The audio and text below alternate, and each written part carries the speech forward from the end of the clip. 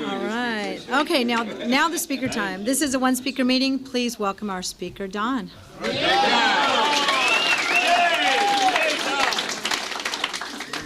Yes, sir. Good evening. I'm Don Dorsey, alcoholic.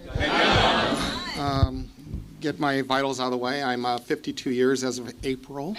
I'm sober 18 years in August, and I go to meetings 3 to 4 times a week. My birthday is August 18th, 1991. I turned 52 only. I'm saying that because it's hard to come out of my mouth that I'm over 50. I really didn't think I'd ever make it to that age. I mean, all seriousness.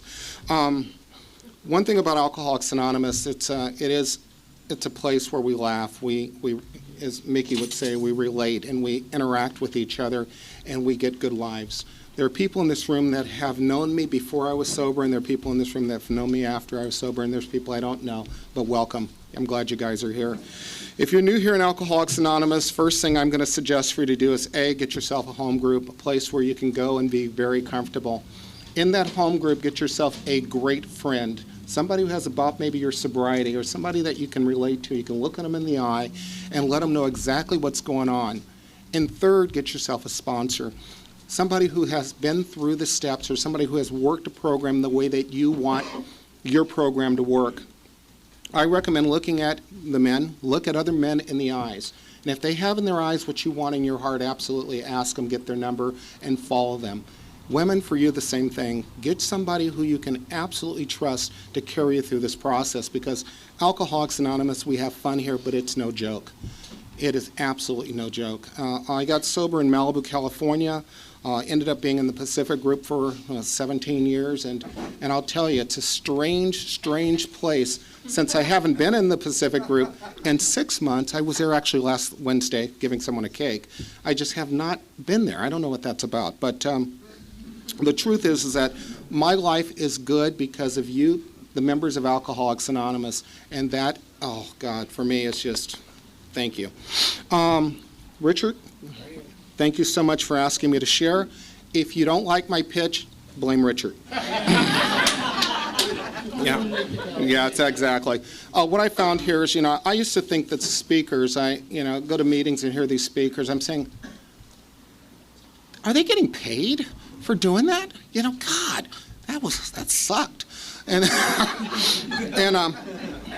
and the truth is, no, we don't. We do it for fun and for free, at least I do. I get a chance to share my experience with you. It might help you today, it might not. It might help you tomorrow, it might not. But either way, it helps me stay here one more day sober. And I'll tell you, that August 18th, actually it was August 17th, 1991, before I got sober. I remember it clearly. I was at the Hollywood Bowl. And I was there with my friend Brian, who's going through divorce now. His wife that he's divorcing, who has a new baby with someone that, the stuff we find out. My friend Leanne, her husband John Hard, and that's his real name. And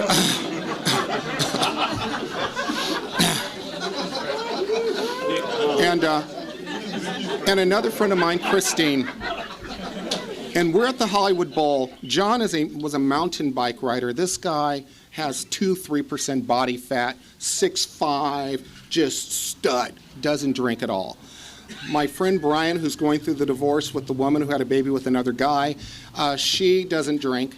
And then my friend Christine had just had a baby in May.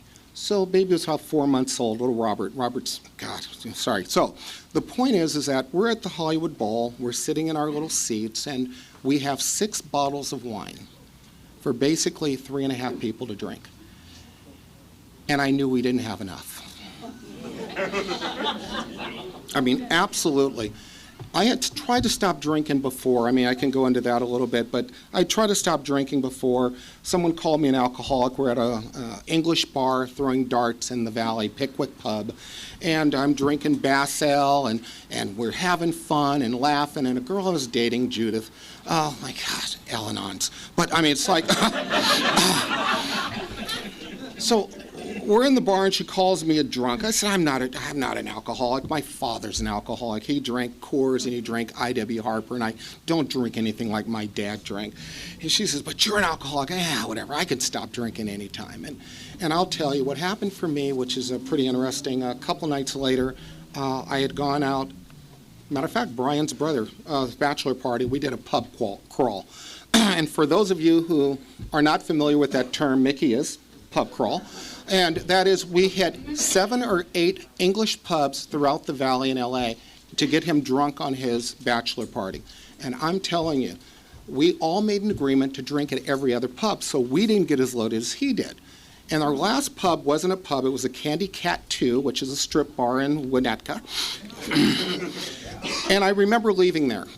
And I remember driving east. I was living in Van Nuys at the time, driving east, going under the 405 freeway. I remember making a right turn on my street of Ryan. I remember pulling in my driveway. I remember getting out of my car. I remember opening the door. I remember getting my clothes off. I remember going to bed.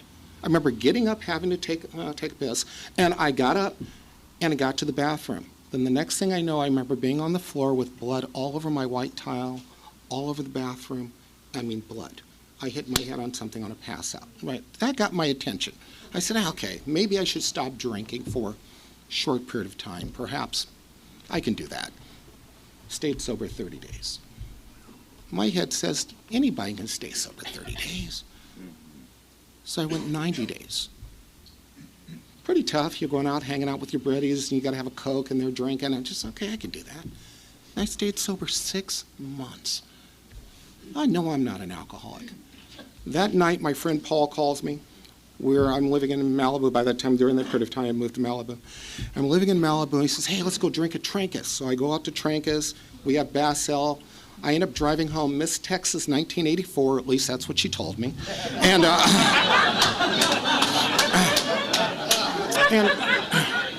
and I'm driving over Malibu Canyon to the valley. She lived in Agoura, Lost Hills area, whatever.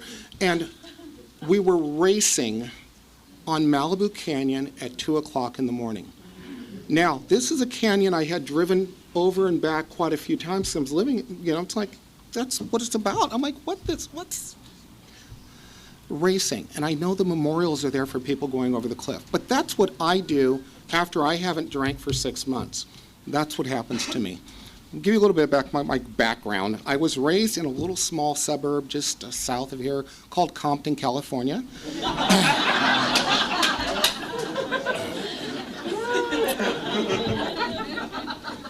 We were the unique family. My mother and dad were both college graduates, and they had jobs. And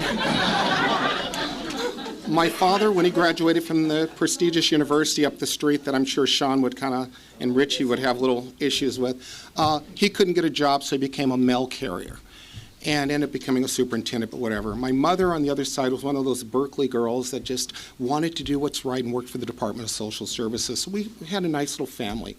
I have an older brother, let's call him the criminal. I have a younger brother, let's call him the athlete and politician, and I have a little sister who's 12 years younger than I am. But we had a nice little neighborhood. It was families in the area. My grandmother lived on the corner. My mother and dad lived in the house next door. They were a neighbor. We knew all the neighbors and the families. In our neighborhood, it took a village to raise us kids, I have to tell you that. If we screwed up on the other end of the block, we got our ass kicked, and then they call our parents and we get our ass kicked again. That's what it was about in my neighborhood. Compton has changed since then, I know. It's got a lot of bad rep, but you know what? It was a great place for me to grow up. It was fun. It was enjoyable. I had a good family, and that's just for me. And my drinking really didn't start until I was at the old age of around 13, and here that's old. Someone who starts drinking or using at 13 years old, that's crazy.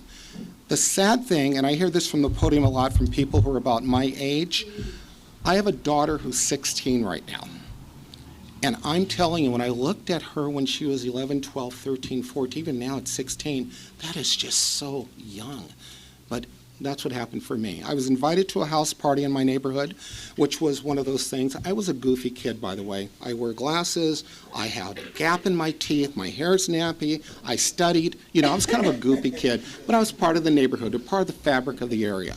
And so I was invited to this house party. And our neighborhood, a house party is a detached garage, 2-car garage with the garage door open. There are black light posters around the garage with color bars and black lights, and they're playing 45 records. And for you guys who are young, let's just call them CDs, but they played with a turntable, okay? But for me, the whole point is that I was invited to this house party, and at that house party, something magical happened. I was walking up down down Dwight, crossing Compton Boulevard, and I know it as it was yesterday. Just like drinking and driving after being sober 6 months, that I know as in yesterday. There's some kids outside. We're scraping together nickels and dimes to buy some alcohol. I threw in my little 20, 30 cents, whatever it was. We ended up buying a big bottle of silver satin. We also bought Kool-Aid to go in the silver satin so people didn't know it was alcohol. So, so we drank that. And for me, what the alcohol did for me, and it did for me the whole time of my career, as we would call it here in Alcoholics Anonymous, and that was it allowed me to be amongst you.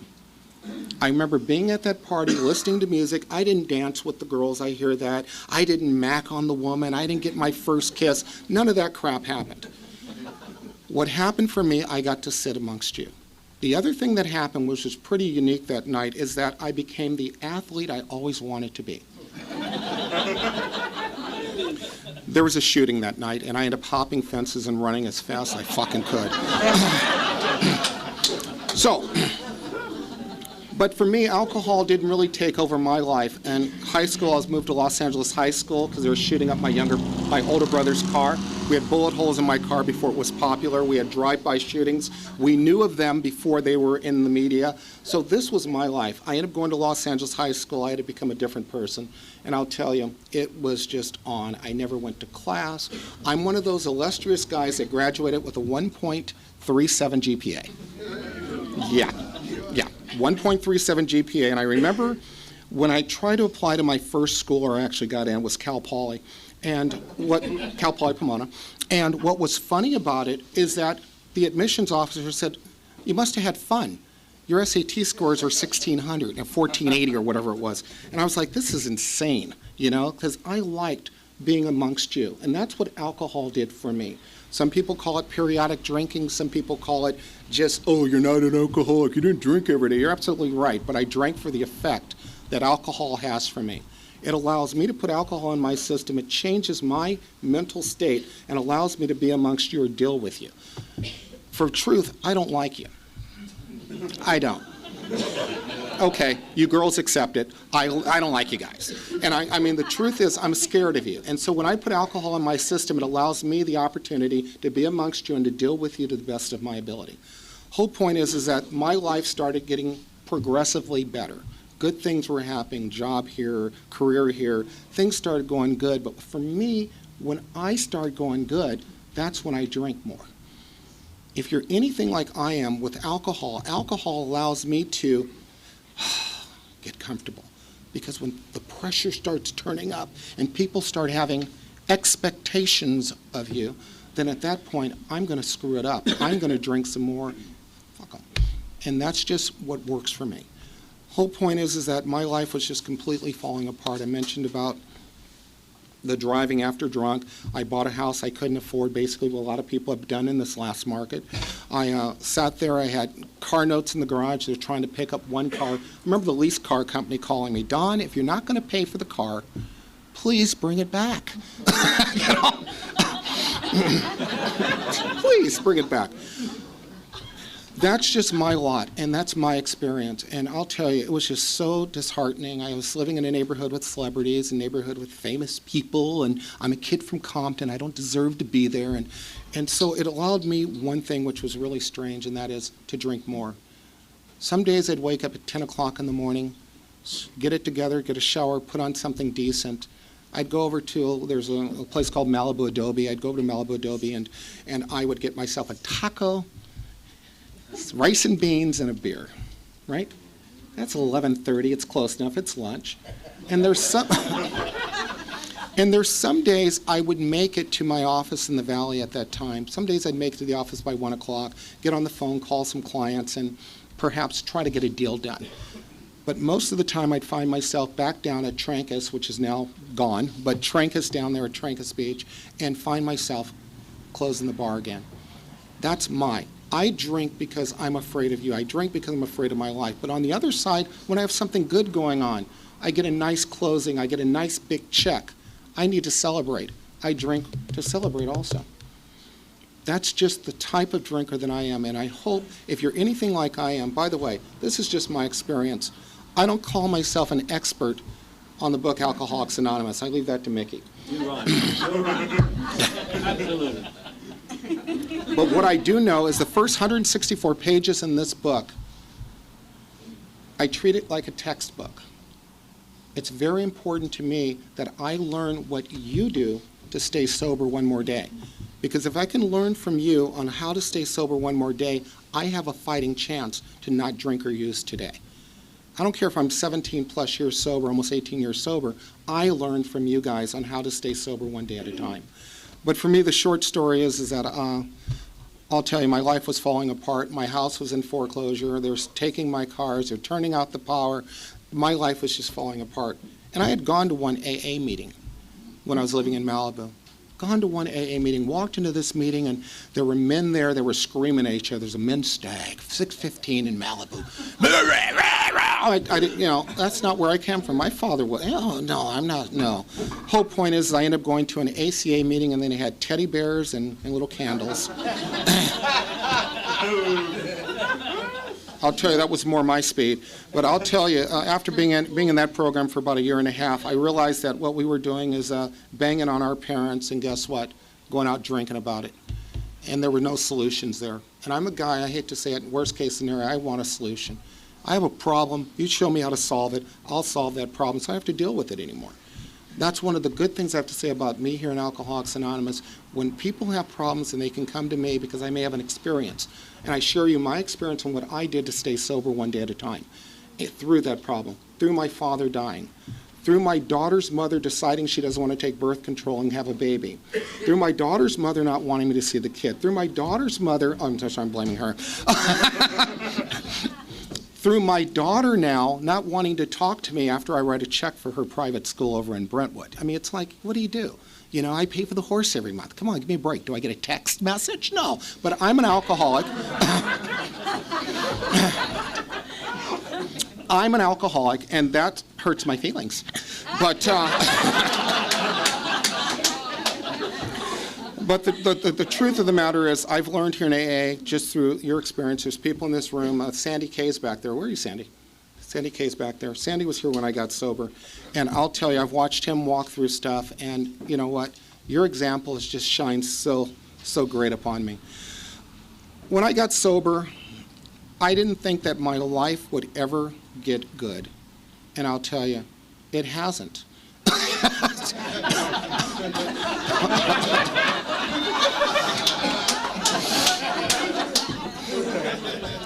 So if you're new, in all seriousness, some of the same issues I had before I got sober, I have in sobriety. And that's where I've had to work the steps, work the traditions in all my affairs to help me have a different outlook. My life really hasn't changed, but my perception of life has. It's allowed me the opportunity to see things, so-called, as Chuck C. said in his book, New Pair of Glasses, to see things through a new pair of glasses. And that's been one of the benefits of this program. If you're having trouble, again, get a good friend, get a sponsor, get a home group, and show up. And the one reason about the home group, and I just want to use an elementary school story. You walk into elementary school, you don't know who Tom, Dick, or Jane is in that room. You don't. You're a little kid, you're afraid, you don't go, yeah, God, I'm leaving mom and dad. Oh, who are these people? Who's this teacher? You know. The point is that after a period of time, you're sitting in that room, you hear the teacher call out Tom's name, or Dick's name, or Jane's name, and you realize, oh, that's Tom, that's Dick, that's Jane. Oh, Tom cried. Oh, somebody yelled at him. He has a problem in that area. Jim's having a good time. Jane's having a good time. Oh, you can tell that they're crying, that there's something wrong. Here in the rooms of Alcoholics Anonymous, when you're in a home group, I know with me, even at Wednesday night, for the many years I was there regularly, I could sit in that room, look across the room at somebody I may have only had a 20-minute conversation with, and see that there's some pain or something's going on. And I was able to walk over and say hello, or to ask if they needed any help. And that's one of the benefits of having a home group and going to a regular set of meetings. I don't care if you go to 4 meetings a week. Don't go to 4 different meetings every week for 52 weeks. You can do it here in LA. Go to the same 4 meetings. Let people know who you are. Reach your hand out, say hello. That's been my experience, and it's helped me stay sober for 17 plus years through some amazingly tough stuff. That is just, where I was going with that is that for me, my experience, my opinion of Alcoholics Anonymous is it's a gift. Sobriety is a gift from my God every day. It's contingent upon a spiritual program to be involved, to talk to alcoholics. I work out of my house a lot now, and I'm on the phone with an alcoholic 3-4 times a day. I have my sponsees who call me. I call my sponsor 2-3 times a week. I see alcoholics at meetings. What's amazing is that I was in Phoenix a couple of weeks back for an NCAA tournament, regional. I do that, one of my benefits, I do that this year. So I go to Phoenix, my hair is just all over the place, it's a mess. So, and I don't have hair I can go into, your normal beauty salon, or they can't cut my hair. So I gotta go to the city, I gotta go down to Tempe. And I go down by the university and I find a place, and this is just for me what happens in AA. I'd gone to the NCAA tournament the night before with a guy I met at St. Augustine when he had 4 days. He's got 12 years now. He's moved to Phoenix, Arizona. He's doing really good. I got to hang with him. So the next day I get my hair cut and they bang on my hair. I have a headache. It's like really bad. And I'm there for a tournament. I get to meet this basketball player who I'm kind of like, oh, he'll be in the lottery this year. It's really nice. Kid from my old neighborhood, Compton. Had a nice 20-minute conversation with him, right, which was cool. Then I'm driving. I said, okay, I got to go figure out where I'm going to stay, hotel, blah, blah, blah. I'm not staying at my buddy's futon. I ain't going to do it. I'm too old for that. So I see an AA clubhouse like this one, with the little star and triangle thing, like the Alano Club. And I said, shit, there's got to be a noon meeting. Fuck, I got to go. So I go to the noon meeting. I walk in. They say, oh, new. I say, yeah, I'm new to the area. I'm here for... They asked me to share. They asked me to lead the meeting, which I did. I ended up meeting 2 or 3 people, which was nice. One girl had just been laid off. She was working for a sports team in Phoenix and was laid off. I said, you know what? I may have a ticket on Saturday to go to the game. She and I hung out all day Saturday, from early morning, ended up going to basketball, 2 meetings. Yeah. Get your mind out of the gutter, girl. Get your mind out of the gutter. Yeah. Get your mind out of the gutter. But you can leave me your number later. So, but the point I'm making is that she is 23 years sober. She had just relocated to Phoenix, had got this job, lost the job, struggling, had always wanted to go to a tournament. Ended up going to a tournament with someone she hadn't known but 20 minutes. We ended up going to hang out, having lunch. We had dinner. We ended up going to 2 AA meetings, and we're great friends today. And that's one of the benefits, I have to say, with Alcoholics Anonymous. We can go anywhere sober, especially if we have a reason to be there. I don't care if it's a bar. I don't care if it's a club. I don't care if it's Texas. You can go anywhere sober in your sobriety.